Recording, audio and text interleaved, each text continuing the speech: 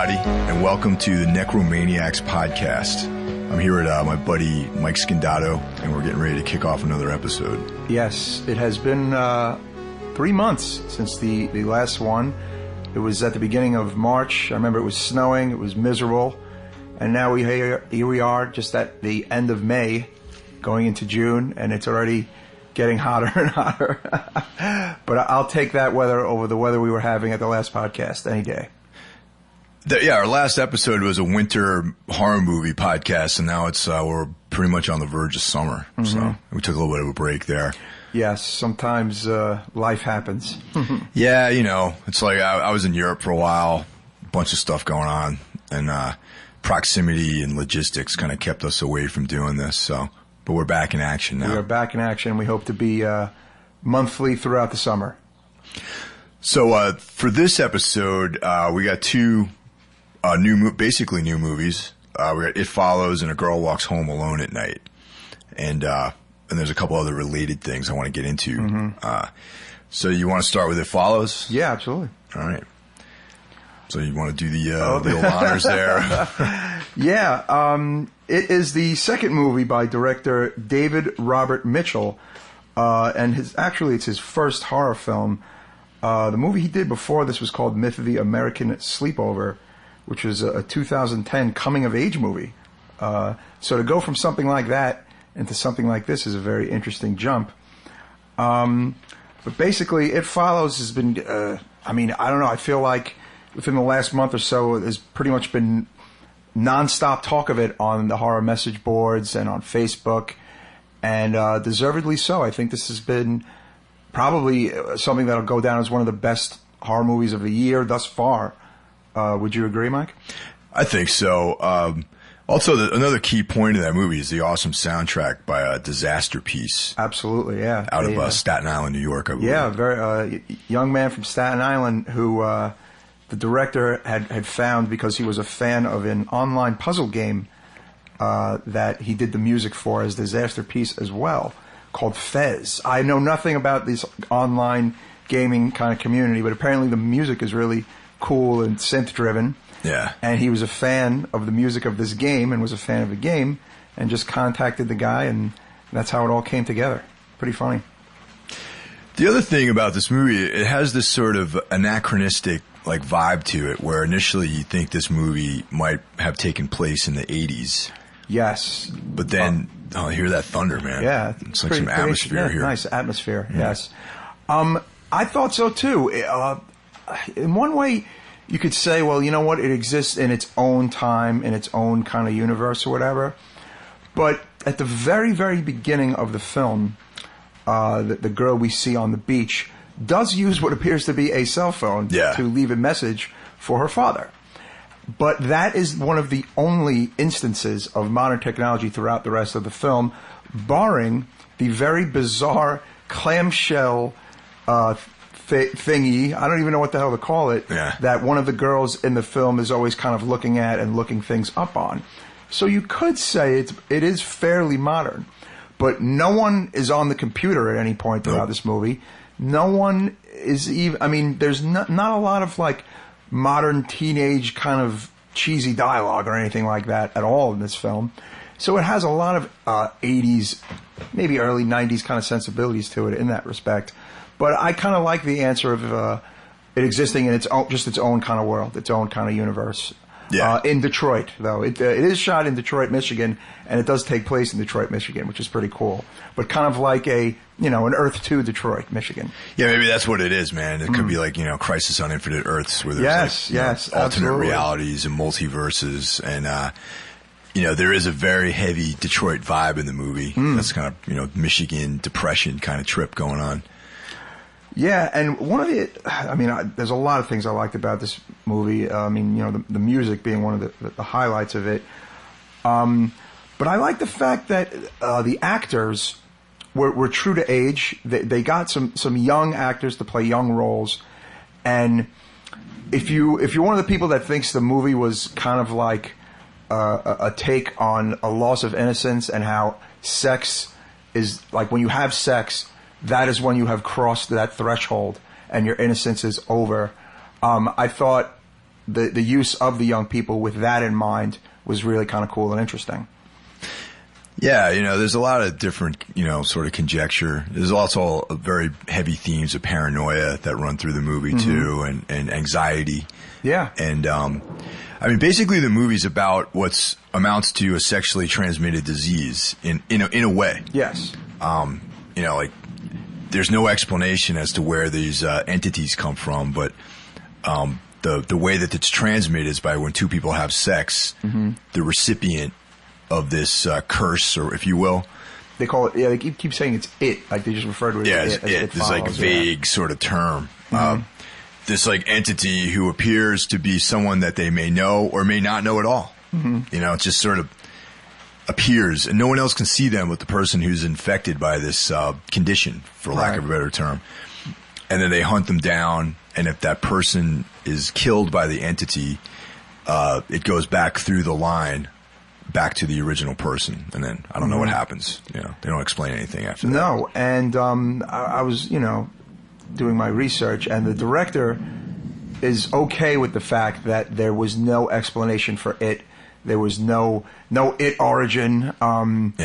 He was, which I think is great too. I mean, why does it need an explanation? I mean, I kind of like how it's in this kind of dreamy, otherworldly, Detroit kind of suburb, and at the same time, you're not kind of handheld through what's going on. You're just kind of experiencing it. It's kind of like the movie has kind of a nice, fairly fast pace to it. I was not bored at any point, and I think the music actually helped that too. Obviously, I agree. But I feel like it's just something that somewhat close to the new Mad Max. You just experience it. You sit there and you enjoy it. But there's been so many analytical, essays and whatnot on this movie, I just try not to get lost in things like that. Like I'm trying to just kind of enjoy movies as movies in a way. Yeah, there really isn't. In a way, there really isn't much of a plot to the movie. Basically, right. I mean, it's just like kind of this vibe, and that's where a lot of people talk about the dreamlike qualities of the movie, where things are sort of unrealistic and surreal. And how there is no explanation. You sort of like emerge into the storyline kind of in the midstream, really. It opens up kind of in the middle of the story, and there's just like a situation, like similar to the way people have dreams. Well, it's interesting to know that at the very beginning of the movie, there's a young guy and a young girl going on a date, and they're in a movie theater. And since the movie's in Detroit, Michigan, it has a connection to the Evil Dead because that is the actual theater where Evil Dead premiered in 1981, actually, which is a nice little nod to the horror past, I thought. And also I've read that the main character's name is Jay, the girl, which is a nod to Jamie Lee Curtis, apparently. Huh. And the sister in the movie's name is Kelly, and wouldn't you know, Jamie Lee Curtis' sister's name is Kelly. So I thought that's pretty damn cool. That's cool. Yeah, I mean, they give these little subtle nods to everything, And I definitely, got the Halloween vibe at times, absolutely. And another movie that came to mind was Nightmare on Elm Street, the original. I definitely like where you think that, the whole kind of dreamy atmosphere and dream vibe. But oddly enough, one of the only times the characters appeared to be safe in this movie is when they were asleep. It's kind of like the opposite, like Jay was able to get some peace sometimes when she was, unconscious. Oh, is that true? Well, I feel like that's what I remember. Yeah, because there was that one scene where the guy, that like Hesher sorted guy. Yeah, across the street. Yeah, that scene was like creepy, and then that was very creepy. Yeah. I mean, there's a few things that, I'd like some explanations for, but, I don't know if I'm going to get them. There's one thing of note. There are almost no adults in this movie. Except for the dad, really. Right. Yeah. And at the very end, I feel like, that the dad on the roof, that kind of that scene where there's the naked man on the roof, was that actually her father? Like, you kind of can't really see. He's kind of a bearded kind of guy, Yeah. And then the guy at the very end in the pool, was that Her dad? The guy at the pool at the end was her dad. That was her dad. Yeah. It's creepy as hell and weird. Yeah. Because another thing I was wondering is, if it wasn't her dad, was it one of the guys on the boat? There's a very infamous boat scene that's hotly discussed in this film, where some people think that she went out to that boat and had sex with those three strange guys in order to just buy some time and throw it, away from her for a bit and pass it on to someone else. That's what I got out of it, too. That is what I got out of it. But then some people are like, well, maybe she got out there and maybe changed her mind. I mean, because she was wet when she got into the car. Like, remember, there's like a scene where, she's clearly out of the water. I mean, it's kind of a very kind of creepy and original scene, I thought. I was just like, wow, what is she doing? Like, who are these guys? Like, you know what I'm saying? Like, my first instinct when I saw it in the theater, I was like, wait a minute, is she doing what I think she's going to do? Yeah, I mean, I picked up on the fact that she was going to go out there and have sex with those guys in the boat. Wow. Just to get the curse away from her, to follow someone else. Yeah, poor girl. You actually feel for her, like very sympathetic character, I thought. I mean, and a great acting job as well. Yeah, so I agree with you. There's like when I think of the movie, if I were to liken it to something else, I would say Halloween. It kind of has the same colors that the Halloween movie have. It's like this sort of grayed out, coloring to it. It has like that autumn vibe that the Halloween movies have, and there's like this sort of feeling of impending doom all the time and paranoia. Yeah, like similar to like how Michael Myers is just this lurking presence that would hunt people down, and that's kind of how the quote unquote it manifests itself in the movie, and then also the dreamlike quality of it is almost like a David Lynchian kind of vibe to it, because how in a lot of Lynch's movies there's really no explanation for some of the things that happen, and somewhere in It Follows there's absolutely no explanation. There's no, like you said, there's no origin, there's no reasons, there's no even explanation as to what the mechanics of this thing really is. It's just through sexual contact, through sex. And apparently the director had said that, same-sex sex or sex with or without a condom would have made no difference. It's just, any form of sex. But obviously there are no scenes of either nature in the film, but it's something that other people had brought up to him, and he addressed it. Yeah. But I don't know. I also feel that there's a thing about being a teenager in this movie that's undeniable, and about innocence, and about the loss of innocence, and about the separation between teenager and adult. I definitely saw that. There's a scene where she's lining up blades of grass on her leg, and then sure enough, later on in the film, that's where the cuts are. Like some teenagers are into cutting.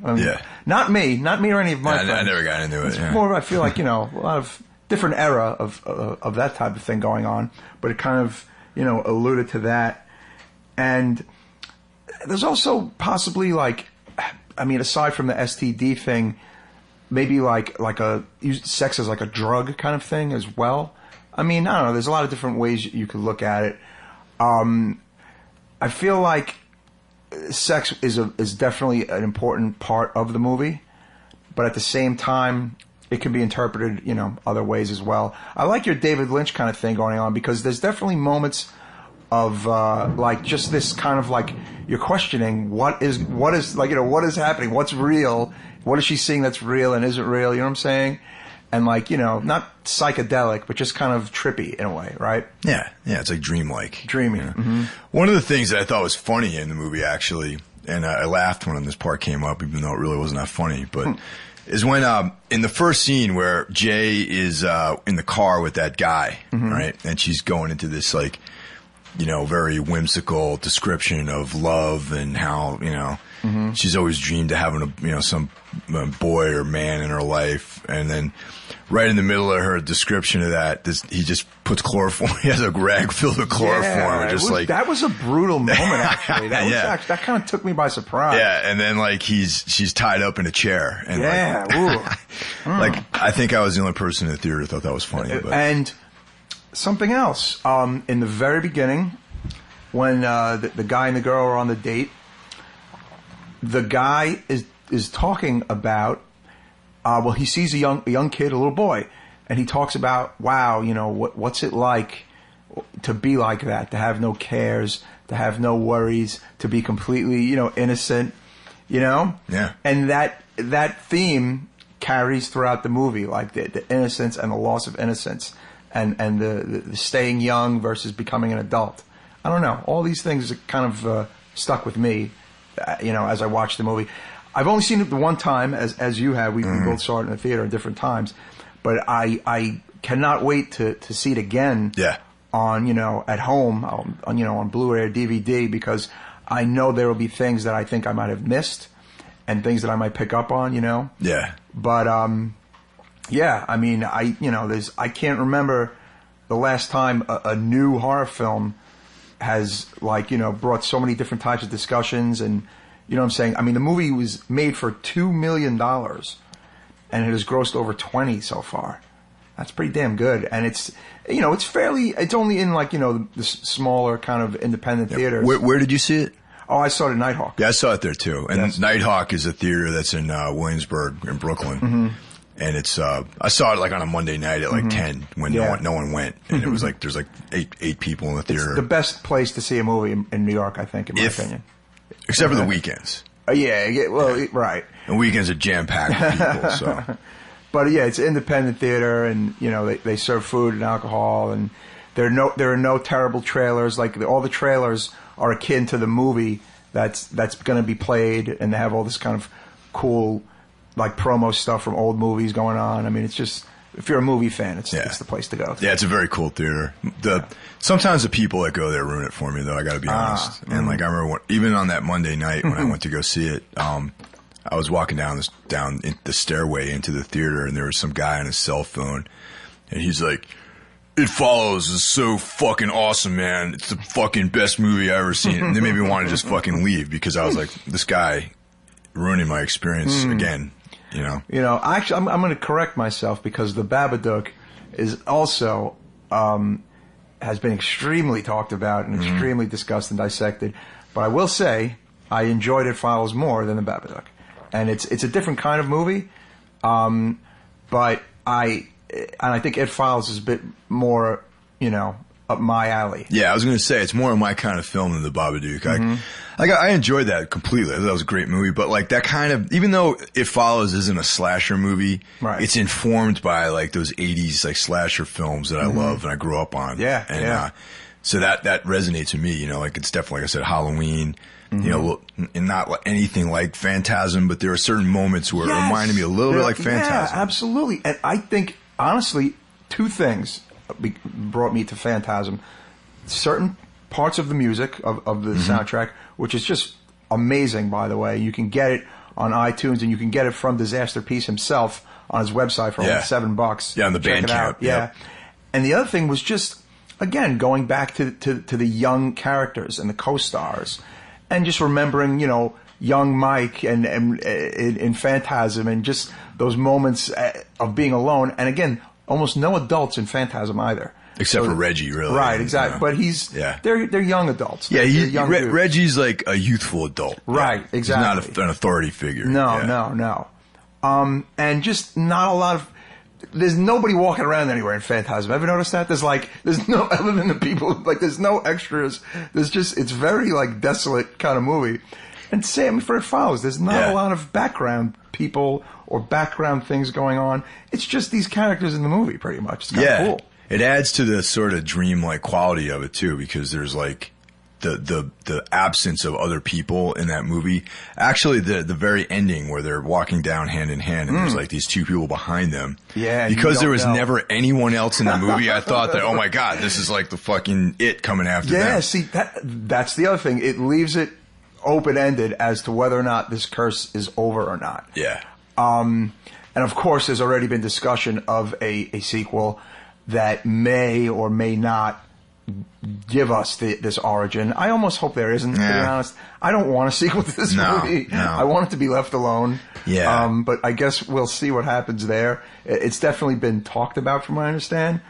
But I don't know if I want to know the origin. I mean, unless it's some fantastic, you know, they pull some fantastic story out of it. But I don't know. I don't know if I want to see that. Right? Yeah, I think it should. I mean, I know the tendency in horror is to make sequels and build a franchise. Mm-hmm. But in this case, I kind of wish it would just. I wanted to stay a standalone. Yeah, movie. there's no physical killer. There's no masked man. There's no, you know what I'm saying? Like, it doesn't. I don't know. There doesn't need to be a franchise about this. Yeah. I guess we will see.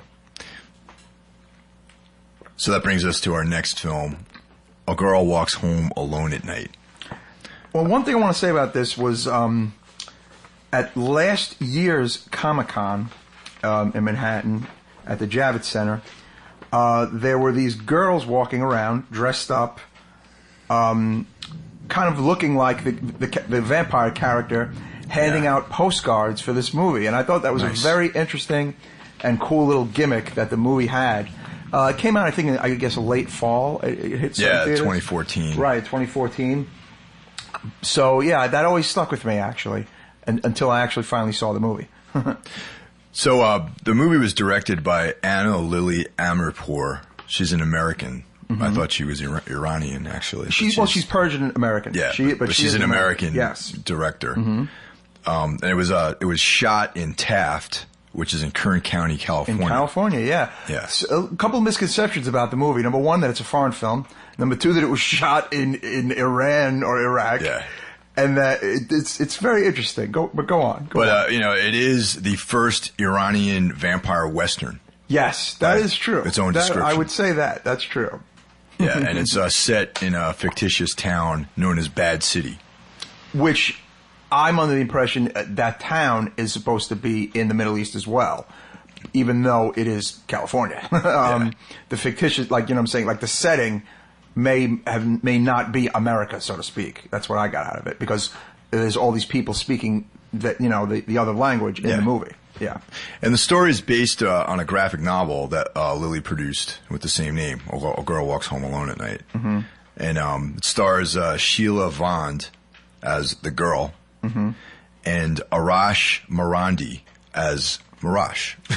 He did a fantastic job, by the way. I thought that guy was great. Everyone did a great job in this mm-hmm. movie. I mean, similar to It Follows, not really a lot goes on plot-wise in this movie. It's not a very all. just Less, like actually. Yeah, like all the characters just kind of exist in this setting, and basically this town of Bad City is being preyed upon by of the vampire, this girl who's a undead denizen of the night. Very, very young-looking undead. Very almost. I mean, like a young teenager almost. She looked up to me, I thought. Yeah, and I found her to be very striking, in my opinion. Yeah, very attractive. If you check my my Instagram, there's a nice portrait of her in there. And just the movie was like very very hip, very stylized, like real. It's like a Jim Jarmusch film. Yes. If he were to make like an Iranian vampire western. And maybe a slight cousin to the movie we loved last year, Kiss of the Damned. From maybe, not a ton of similarities. Yeah. A little stylistically and musically some similarities. Yeah, and the music is like, actually, there is another movie that I feel like is a direct predecessor mm-hmm. to this movie called Naja that came out in the 1990s.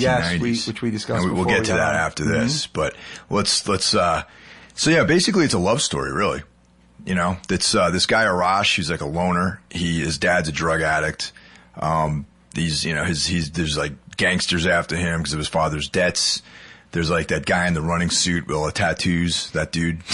Oh my God, the kind of pimp guy. Yeah, like, there's all these kind of really cool, shady, pulpy kind of characters in the movie. Almost film noir, pulp kind of characters. Yeah. Film noir by way of maybe Quentin Tarantino. Yes. There's like a little bit of that, a little mm-hmm. bit of Jim Jarmusch, like very, sort of like hip, modern takes on all these types of characters. And even the girl, like there's the vampire. She's like mm-hmm. a skateboard riding. Definite hipsterish kind of girl. She listens to vinyl records. Pretty. And the other cool thing is, like It Follows, no clue what year this movie is. It could be any time. There's no modern anything really in this movie. Yeah, there's like a cat in the movie too. Which my God. Okay, Masuka the cat. I have to bring this up. This cat not only is it probably one of the cutest cats I've ever seen in a movie, the cat literally steals scenes in the movie. Now, I don't know if it's on purpose or not. He's in certain frames for very long periods of time, and he just kind of looks out, and he's kind of stealing the movie as he's not really looking at the camera. He's looking like kind of past the camera, and they keep the camera there like he's like in between the vampire and the guy. Remember that scene in the car? Yeah, definitely. It was unbelievable scene. And a lot of people online are talking about Masuka the cat, and supposedly none of that stuff was intentional, but when she saw it in the going over the film, she kept it all just like that. No, that's awesome. It's very cute and it kind of takes away from the horror aspect in a way. Yeah. But as I'm a big cat person, so I just thought it was so great to see a cat in a vampire movie featured like that. But the movie wasn't a very horrific film. You know what I mean? Like I said, it really is primarily a love story between Arash, this loner guy, not a lot of friends, and then the ultimate loner, an undead, beautiful young woman who probably the loneliest out of any loner is a vampire. Right. Exactly. So there's that sort of like romantic chemistry in the film, and then it's a love story, and there's that awesome scene where they kiss, and there's like it's 2.5 minute long scene where they're just kissing each other. There are these nice kind of long, quiet scenes where there's just music in the background. Yeah. And there's no dialogue. Somewhat reminiscent of like earlier the Scorsese moments or maybe the Tarantino moments. You know what I'm saying? And I thought those were actually very nice and very cool. And also the whole movie is in black and white too, by the way.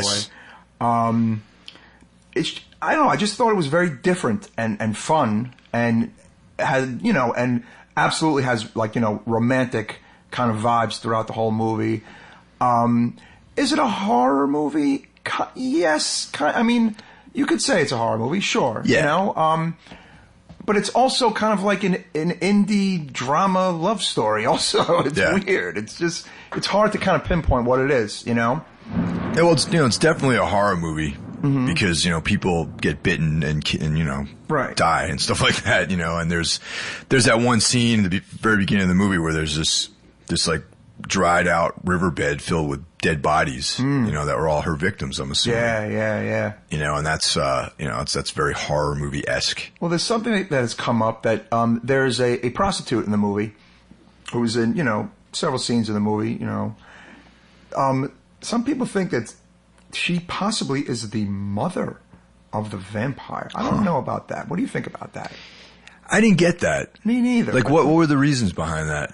Like, what was the, I don't see that, really.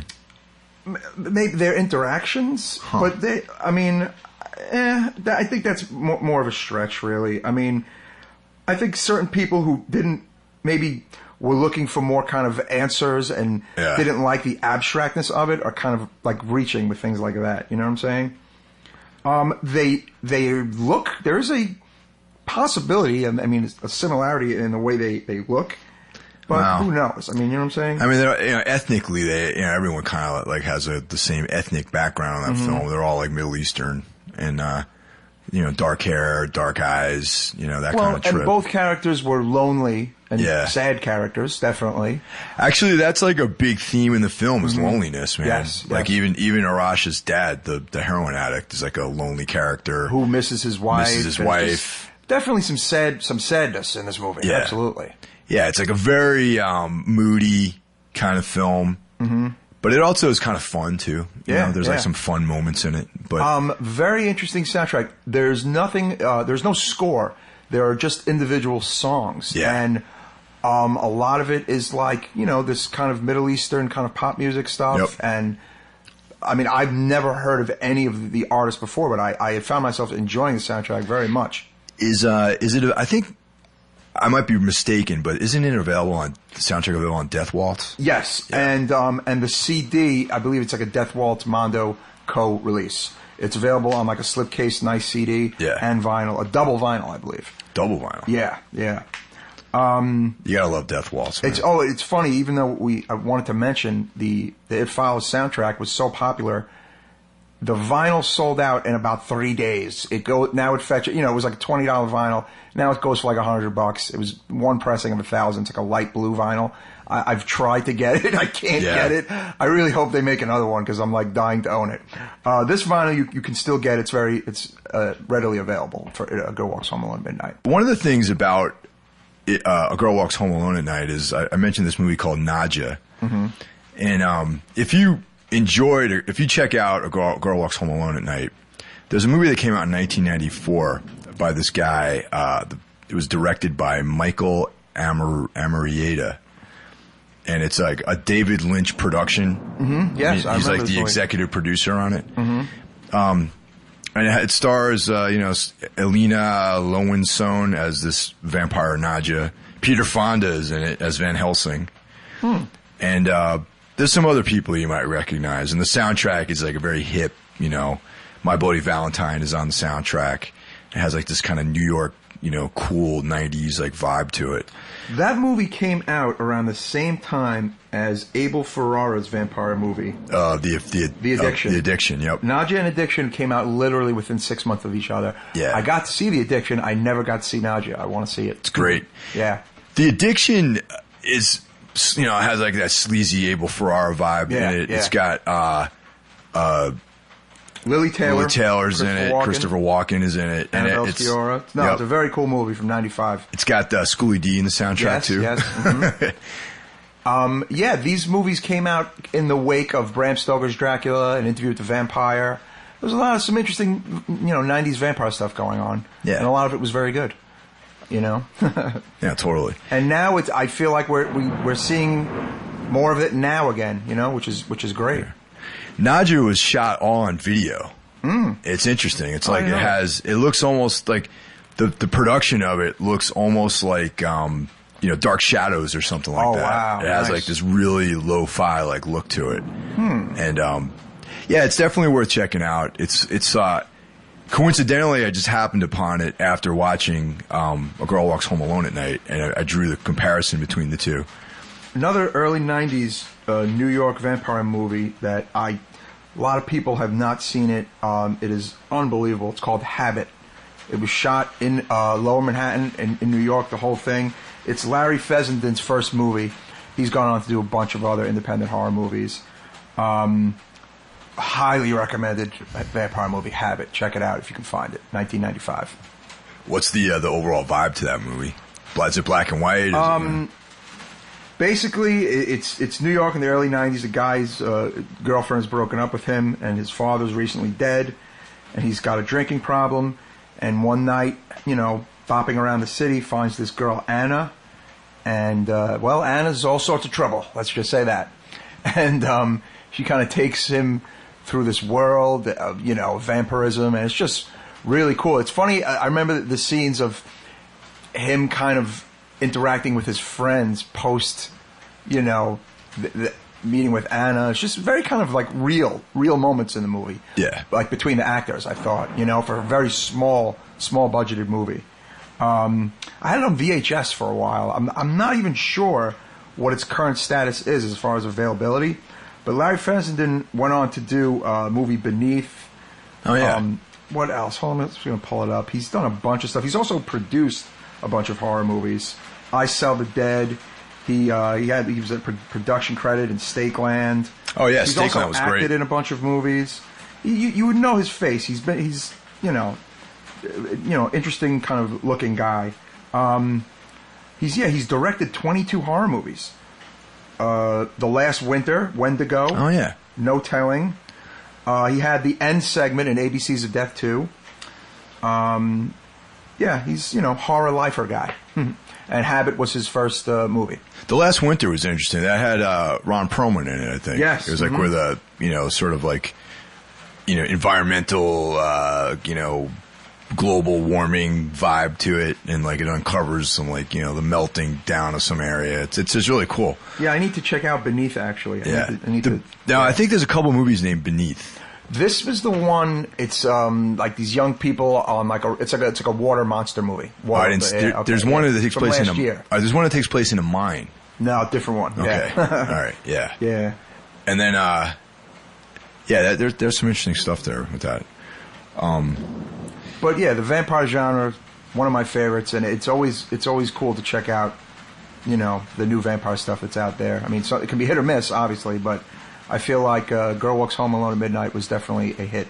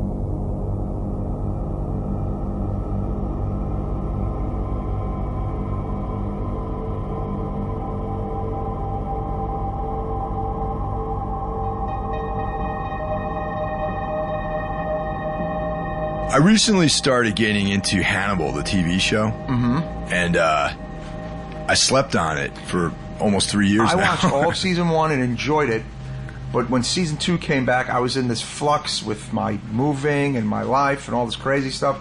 so I kind of missed season 2, and now they're starting season 3, I believe. Yeah. So I'm a bit out of the loop. I read about it in Room Work because like the last issue had a big feature on it. Right, on the cover, yeah. And I read it, and I loved Silence of the Lambs, The Red Dragon, and also Manhunter. Oh no, they're all great. The movies. Michael Mann film from the 80s. Unbelievable, yeah. Where we actually are first introduced to Hannibal Lecter pre Silence of the Lambs. That's true. You know, and that movie set the tone, I feel like, for the whole. I mean, that for the operates whole franchise. Yeah, it it starts there in '85. Yeah. Yeah, that's like the Michael Mann movie. It's got William Peterson as Will Graham. Great music too. Excellent music. Yeah. Like just that 80s synth kind of vibe to it. Oh yeah. You know, but yeah. So I ended up buying the first and second season on iTunes. Well, first the first season, right. And when I got 3/4 through that, I'm like, all right, I'm into it. And then I purchased the second season, which I haven't started watching yet. But what's cool about it is they take the characters, but it's not a prequel, it's not a sequel, and it's not related at all to the movies. Right, it is not. It is not. It's like they're just taking these characters and developing them in their own way. What you could say is that it's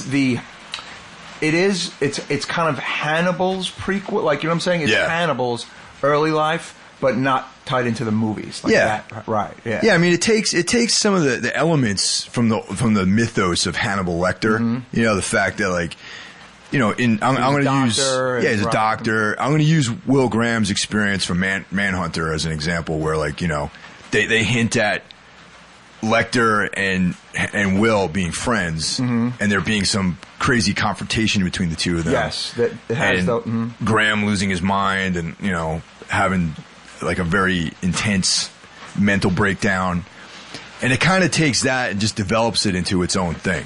And you know, I really dig it. So, what are your reflections on it? Like I said, I should have been on board for season 2, but for whatever reason, I didn't get into it. What I like about it is the main character himself. He's a great actor. What is his name? Mads Mikkelsen. Yes, I think he's great. He's very likable. He brings this vibe to it that is very cool and interesting. And you believe it. You're believing this guy. You know what I'm saying? This guy is a cannibal, you know? And he's also like, he's like an arch criminal. You know what I mean? He's like a mastermind criminal in a way too, you know? Yeah, he's like a comic book criminal, really. Yes, yeah. He's like Urbane. Whoa, what the fuck's going on here? Emergency alert, flash flood warning. Wow. Wow, damn. And just so you know, everyone, I am here without an umbrella, so I don't know what I'm going to do. Let me tell you. No umbrella for me. This weather's ridiculous. Wow. This is a really interesting episode with all this, like... Yes, it is. All this stuff's happening. Inclement weather going on here. But, yeah, sorry about that. Yeah, and the windows are open in my house. Of course they are. Yeah. Of course they are. But, yeah, so Hannibal, Mads Mikkelsen, his interpretation of the character is, like, slightly different to what we're probably used to with Anthony Hopkins. You know, he's definitely a foreigner. But he's not tied down to being like this British or Scottish guy. Right. Like he's from some obscure European country. You know.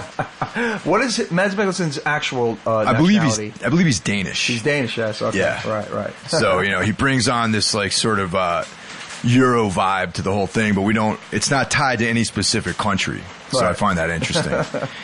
And he's likable, kind of, you know. He's very charming. He's like a likable sort of guy, and but he fucking eats people, you know. And what is it about cannibalism in general that just like really affects people at the core?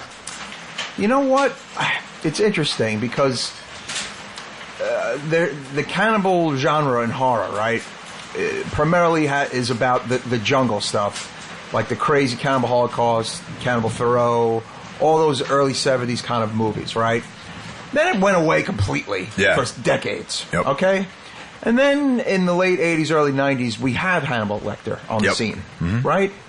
And since then, there's, you know, We Are What We Are. There have been these little... I haven't seen that yet, by the way. Unbelievable. Yeah. Unbelievable. Fantastic horror movie. There's been these little forays into cannibalism. And I think... I don't know. People just feel like it's one of the ultimate taboos of life to bite and eat or whatever another human being. It's literally like, you know, like the furthest outreach of just something you would never do. Although, apparently, when faced in certain situations, people have done it. So, Yeah. dire situations, you know? Yeah. It's just one of those things. I don't know. People are interested. It's just very interesting to the average man or woman, you know? Yeah, it's definitely one of the biggest like bum outs that happen. You know what I mean? Like whenever, like, you know, for More example, so than blood drinking, right? Yeah, More blood so. drinking. Yeah, comparing it to vampirism, like cannibalism is by far more upsetting.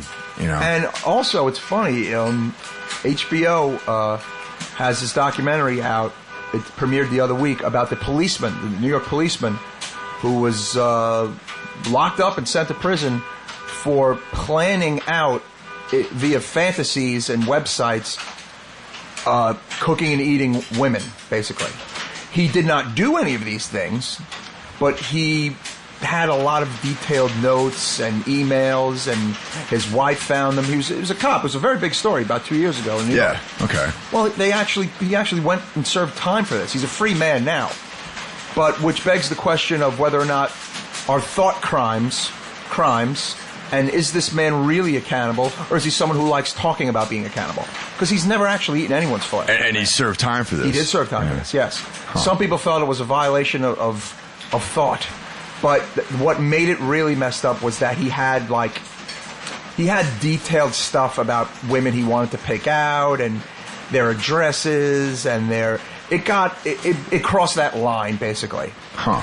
But the documentary filmmaker thought it was very interesting because, well, here we have a man who really didn't do anything. To a certain mindset, he didn't do anything, to a certain mindset. And that he's guilty of thought crimes, basically. But they're so disgusting and so messed up that, you know, he was found guilty by, you know, in the court of law.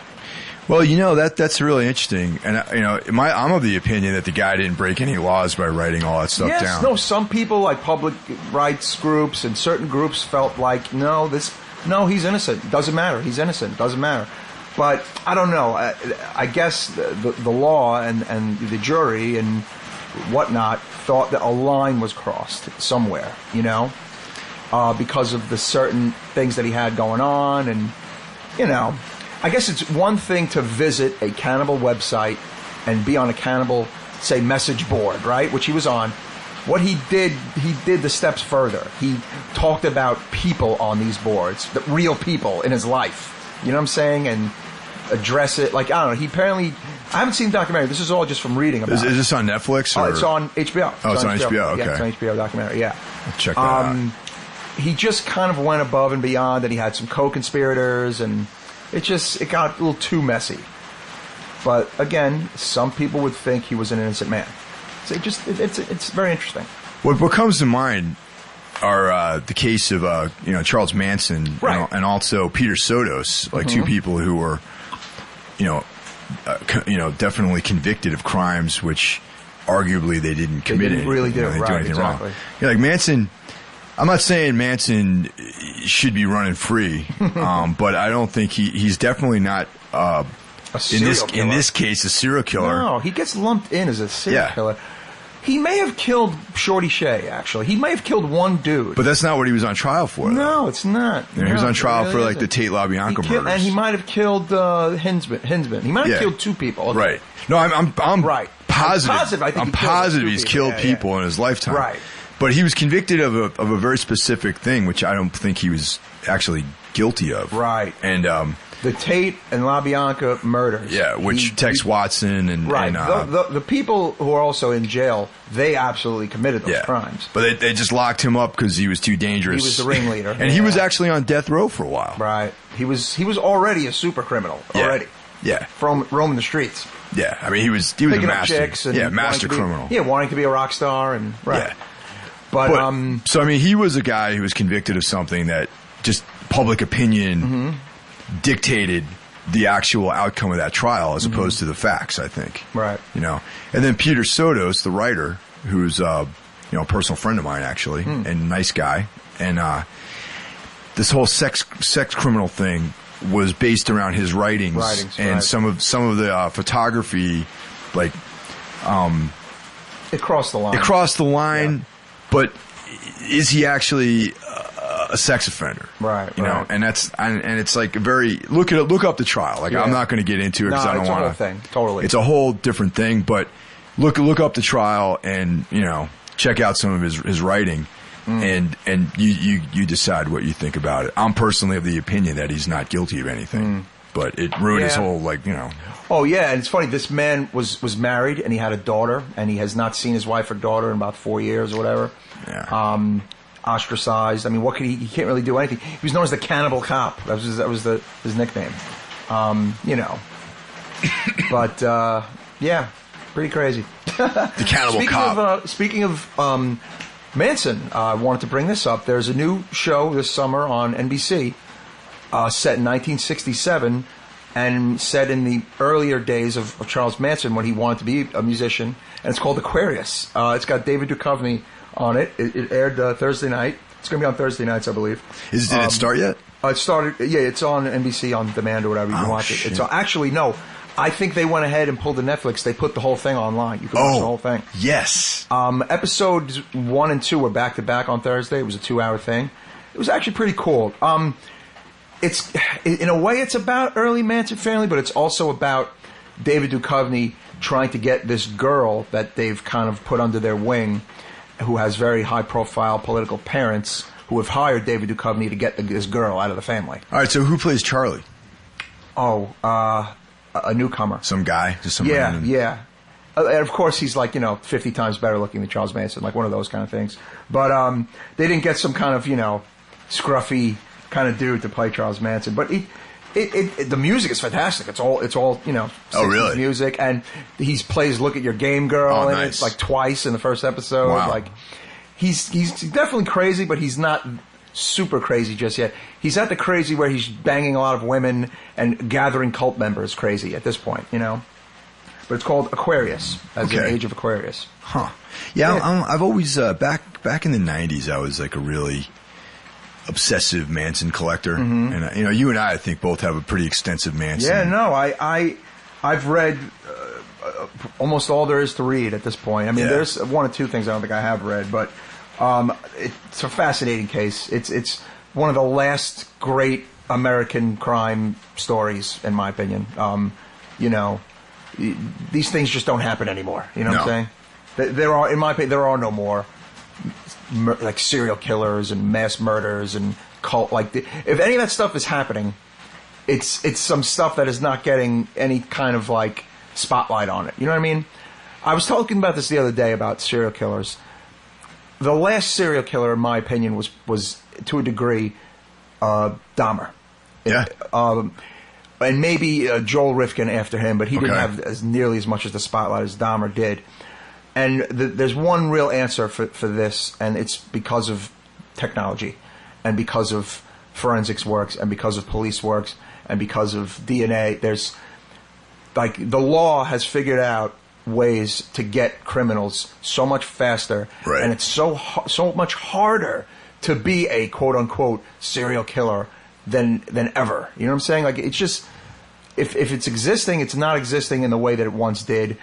You know what I'm saying? Kids who get swiped off the streets, but in Michigan, you hear about it in Brooklyn. You know what I'm saying? It's just the system is completely different. These things just, if they're happening, it's just on a different level, and it's got to be some super kind of underground thing going on. It's really interesting though, is you bring that up. It's it almost seems like over the last 100 years, there's these eras in crime trends where you remember in the 80s, satanic crime. Right, the satanic panic and watch out for the man in the blue van and all these kind of this mania of abduction and of satanic rituals and that died out too. Oh yeah, it's gone. It doesn't happen. It's gone. And then there was only a few years ago, maybe 10 years ago, there was the child molester, that was yeah, well, you know what? Now that sadly is still a real thing, but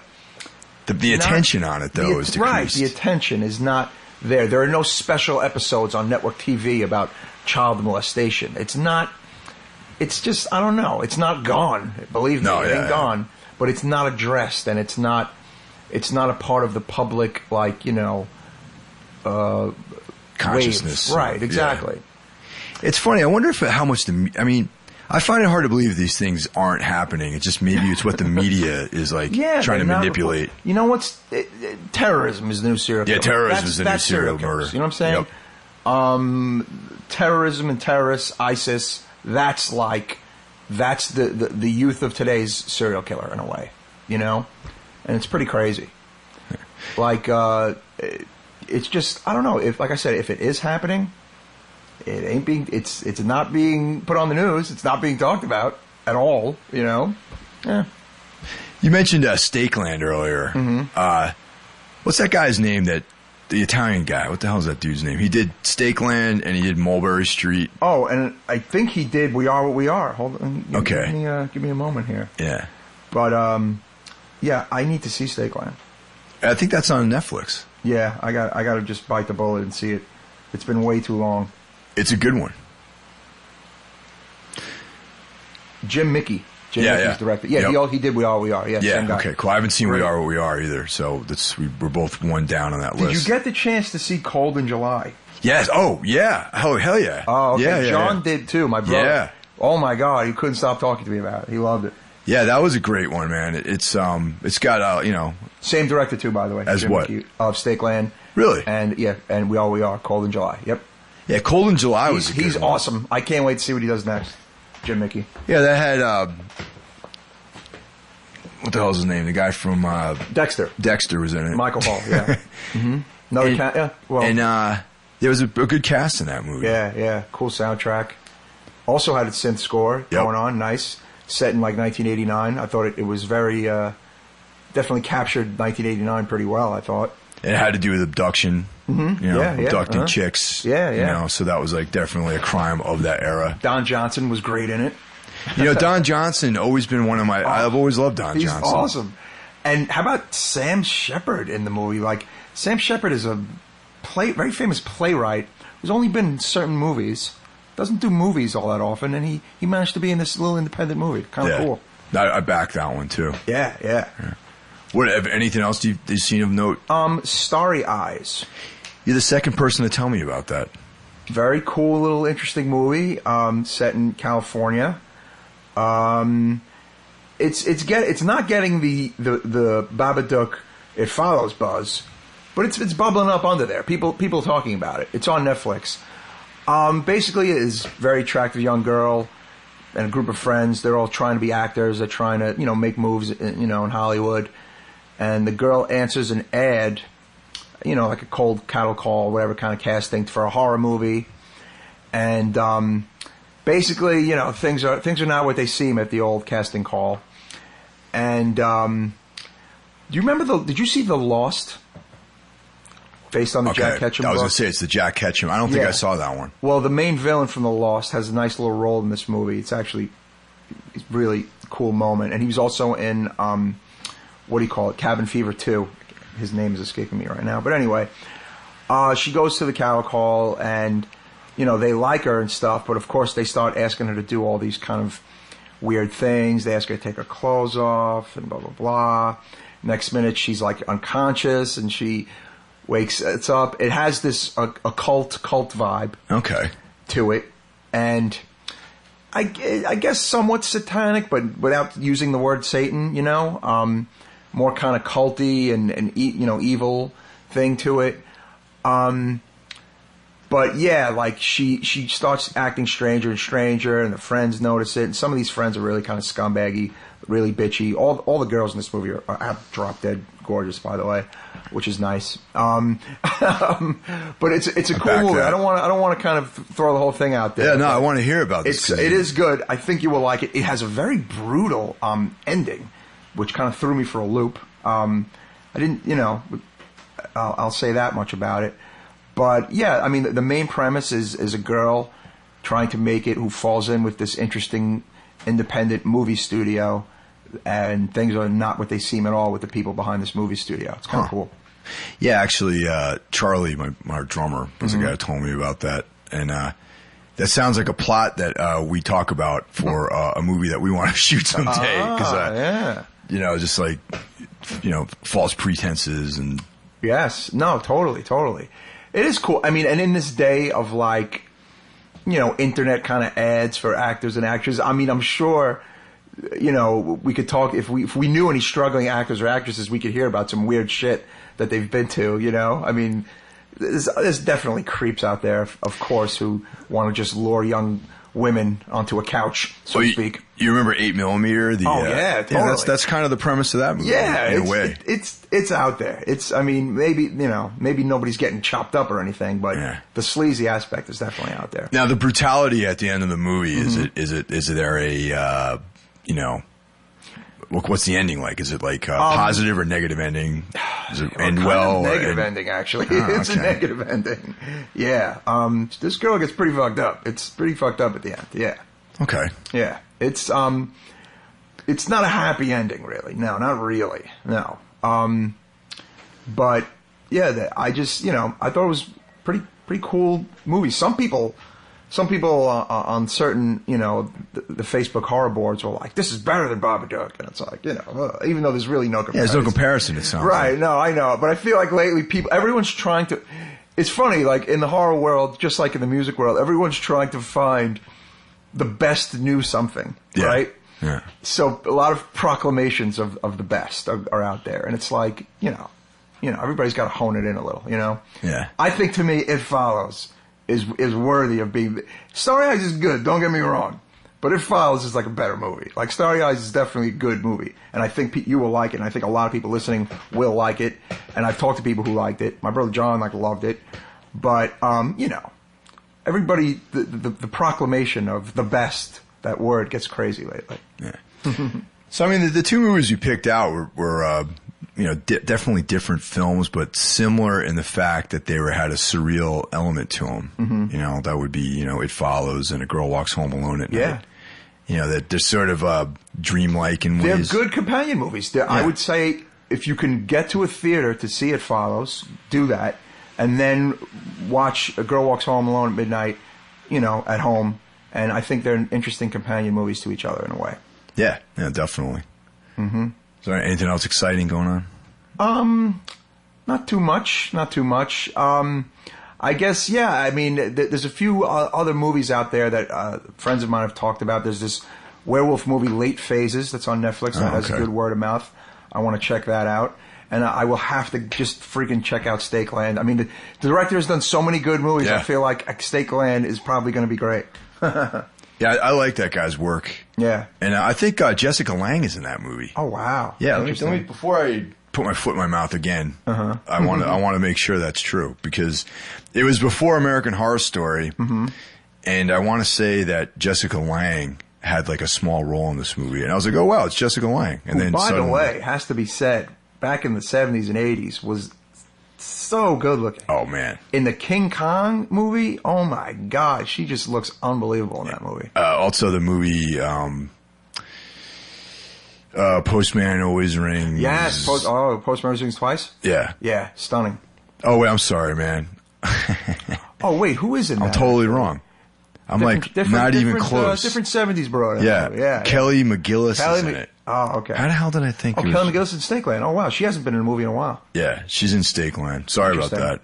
You know, I've been making a lot of mistakes like this lately. A friend of mine brought up the other day 70s Sybil Shepherd and posted a picture, and I went, "Oh boy, dude." Yeah.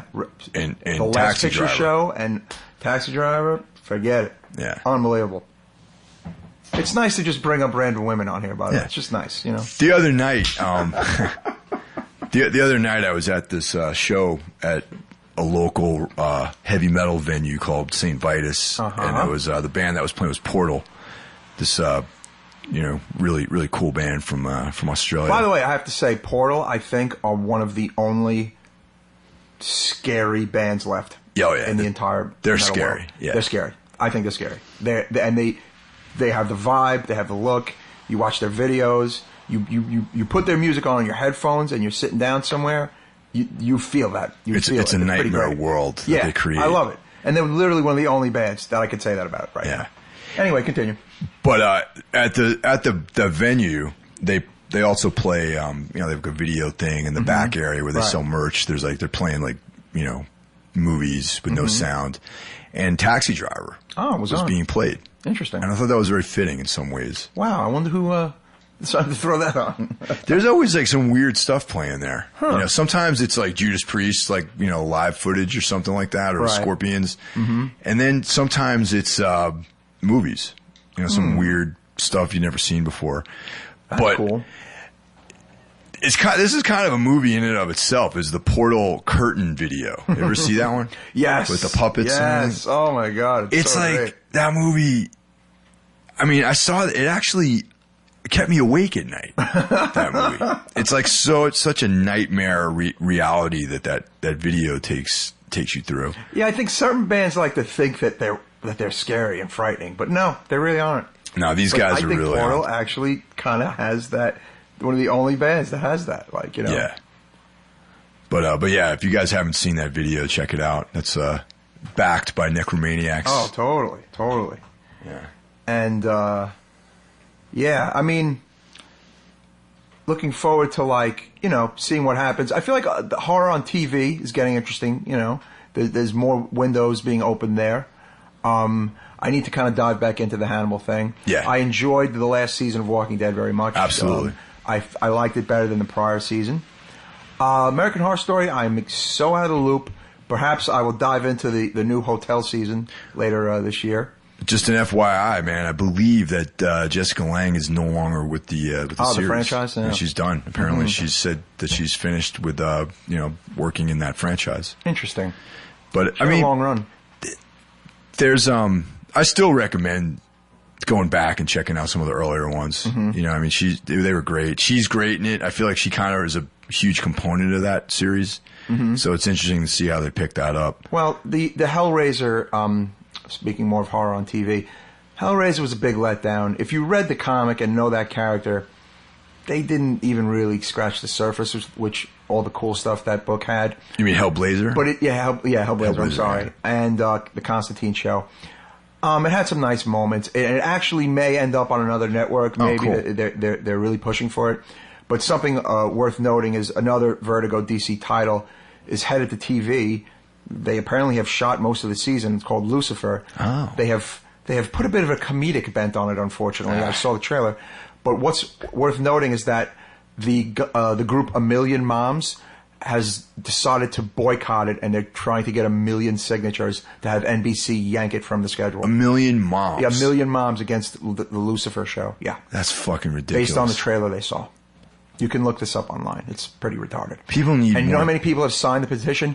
A whopping 7,000. So go screw yourself, 1 million moms. 1 million moms? Yes, a group called A Million Moms, yes.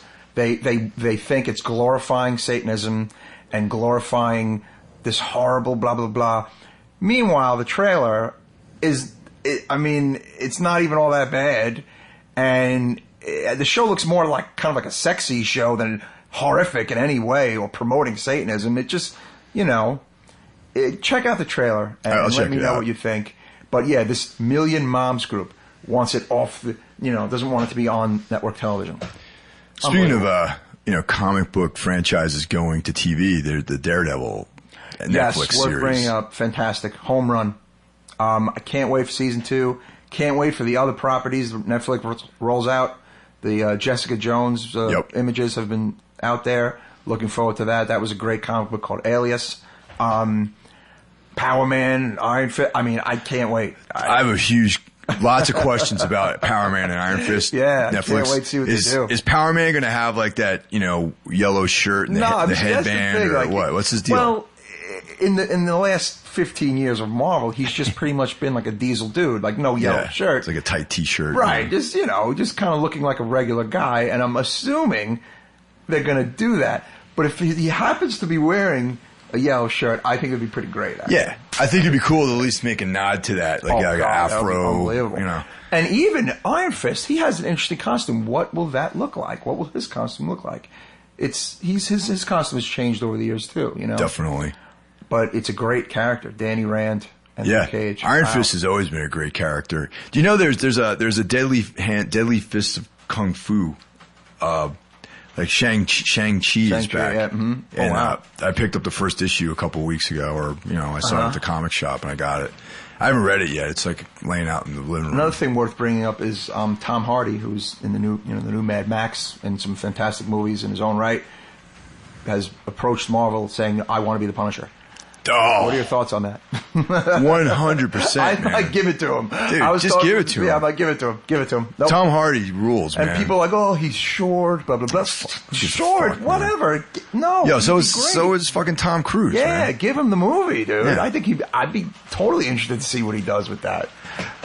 My thing with the Punisher and movies and There's TV, been missteps. they There's been a lot of fuck it missteps up, on man. They fuck it up. Yeah. They need to not approach it like a comic book hero. That's why I'm almost thinking the Punisher is a better Netflix property. Yes. It's a better cable TV or Netflix property because the movie, it's just not enough, maybe. Because he has a great backstory. Oh, yeah. He's a veteran. Yep. And then his family's killed by a mob. He's got such a story that leads him to be the Punisher that a 2-hour movie is not enough. No. It's really not enough. An episodic show would be ridiculous done right. If they treated Punisher like they treated Daredevil. Yeah. Because Daredevil, it's like the guy that plays Daredevil is Matt Murdock, man. Like he is that guy. It's like everything's so on point. You know, Mark Ruffalo is the Kingpin. The guy that plays Foggy. Vincent D'Onofrio. Did I say Mark Ruffalo? Yeah, Mark Ruffalo is the Hulk. Yeah, you're right. Sorry about that. We mess up names all the time. You know, it's It's okay. one of those things. Yeah. What are you gonna do? But Vincent D'Onofrio as Wilson Fisk. Great. Charlie Cox is Daredevil. Charlie Cox, he's amazing. He was from Boardwalk Empire. Yeah. Mm-hmm. And it's a grittier. It has like a John Woo feel to it almost. It's like that single shot fight scene in the early episodes. Yeah, it was really cool. It reminded me of the True Detective single shot escape scene. Yeah. So with bring the up Punisher, True Detective for a moment. One thing I do know about it is that Pizzolatto, the guy behind it, there is no supernatural element in this season. It's crime cop heavy season, but but there is some heavy stuff in it apparently. Yeah. I know pretty much nothing, but I do know that there is no supernatural element like there was in the last one.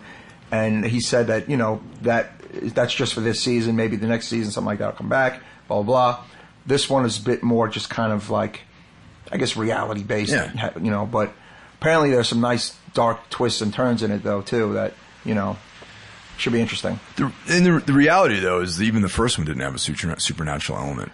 But it teased it. It teased it, yeah. It did, and it did. Like you definitely thought it did. I thought it did. Yeah. At one point, we thought there was a monster coming out at one point. I mean, it definitely did, though. I think it did. Yeah. That was the beauty of the show. I had no idea what the fuck was going to happen in that show. I loved it. I like that it didn't have that. I was like, because I like that you didn't know what the fuck was going on until the end. Because it was just that they were there. I don't know. Woody Harrelson was amazing. I mean, I just loved it so much. What I like also is that I want to see those characters again, but I know that they shouldn't continue. Right. I want to see it just because I want to see it, but in reality, it's probably A, not going to happen, and B, shouldn't happen because it wouldn't be the same. Yes. Right. Exactly. You can't get that again, I feel like. I don't know. No.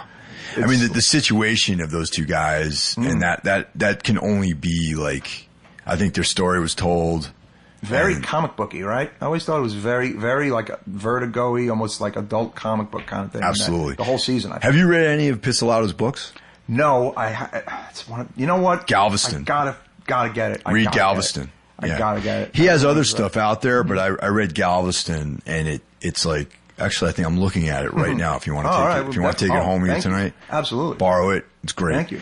And it's Galveston was like dark, man. Yeah. And it just doesn't end well, and it's just depressing. It's the same type of trip, except that actually, the True Detective series, it kind of ended on an upbeat. It did. note. It actually did. Yeah, it was.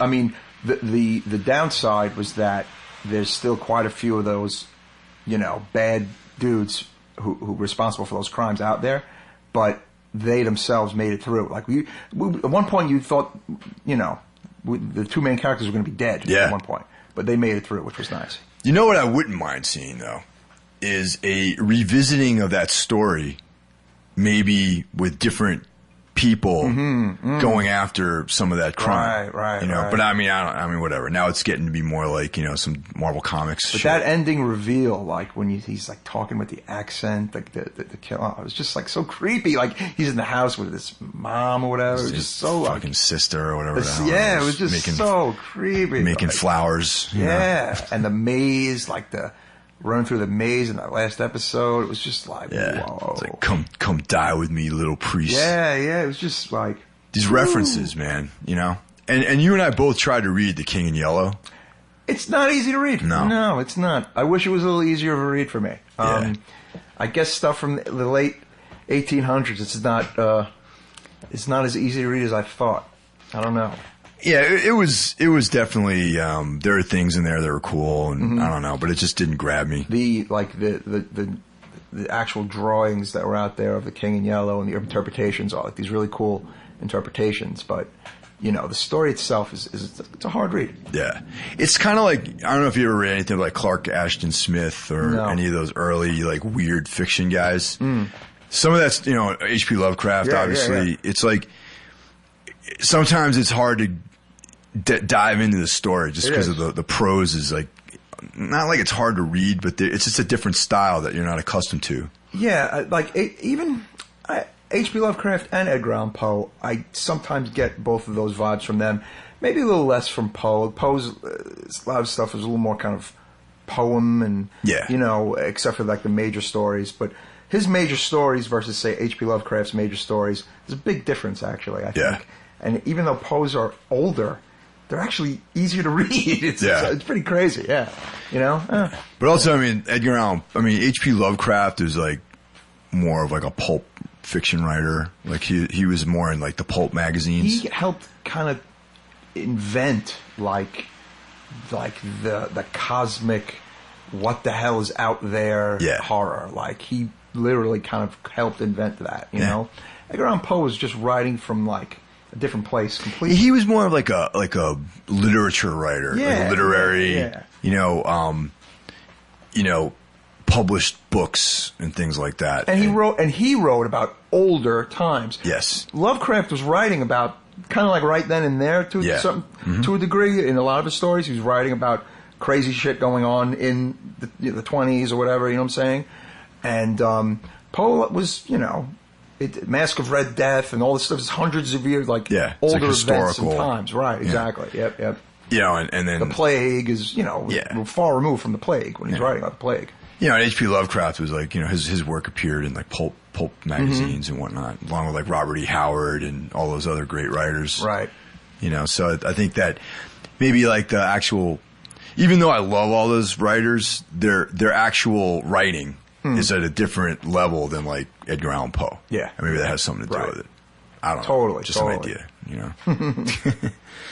So anyway, that wraps it up, man. Yes, this was a good one. I liked we went off into a nice TV tangent there, which was okay. But again, get out there and see It Follows in the theater if you can. And Girl Walks Home Alone at Midnight is 100% backed by us.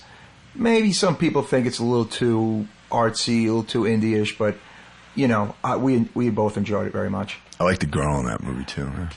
The music and the atmosphere, that kind of really sold me on it, actually. Yeah. But yeah, thank you all very much for listening. We promise we will be back sooner next time. Yeah, let's try to get on. I mean, I'm going to be around for the rest of the year, not really doing much. So let's do this more often. We'll do this more often this summer. Yes, and thank you all for listening and all the support. All right, guys. Cheers. Have a good night.